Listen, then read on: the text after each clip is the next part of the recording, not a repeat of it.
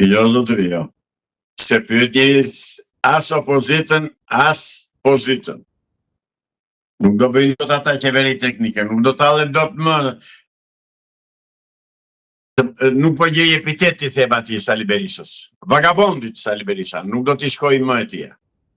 Është një vagabond që ka 35 vjetë që po të talët për shqiptarët.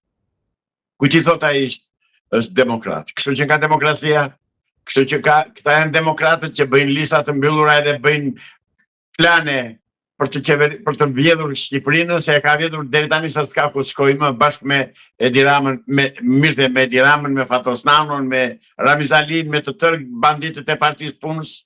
Jo më janë e njëjta klasë dhe të harrojnë ata se mund të bëjnë ata qeveri teknike me njerëzit e tyre, me spionët e tyre, me bandat e tyre.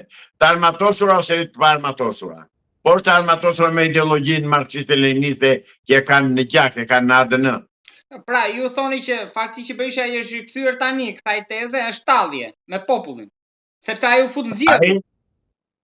Ai e ka edhe tallet me atë, po dhe seriozisht e ka, se mendon se mund të shpëtojë, mendon se mund të vjedhë programin e një partie tjetër që është tamam shqiptare dhe që e ka bërë qeverin teknike, është ngritur qeveria teknike. Sali Berisha të qërohet nga Partia Demokratike se është bërë kanceri Partisë Demokratike dhe i Shqipërisë.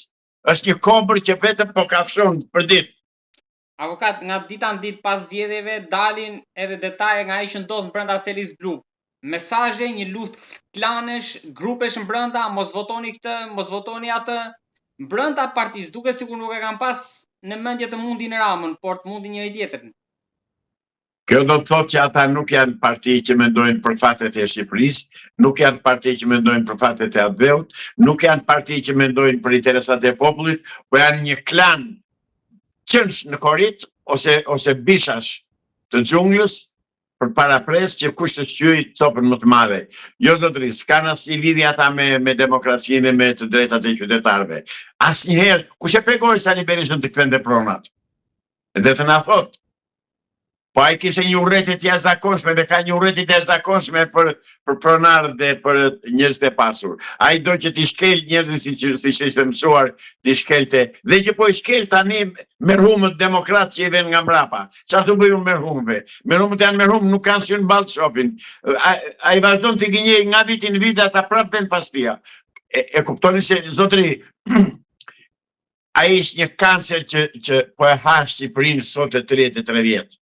Nuk diskutoj Partinë Komuniste të Punës Socialiste të Shqipërisë, edhe rilindjen. Ata i kemi ditur, i dim dhe i kemi ditur të jetën që janë armiq të këtij kombi, janë shërbëtorë të Beogradit dhe të Moskës, janë armiq të egër të Shqipërisë, por po si ata dhe sa ata është po kaq i egër dhe po kaq agresiv dhe ky Sali Berisha. Dhe ata qënt atje që ka rreth rrotull dhe bishat që ka rreth rrotulltia, për këtë hahen kush marr copën më të madhe.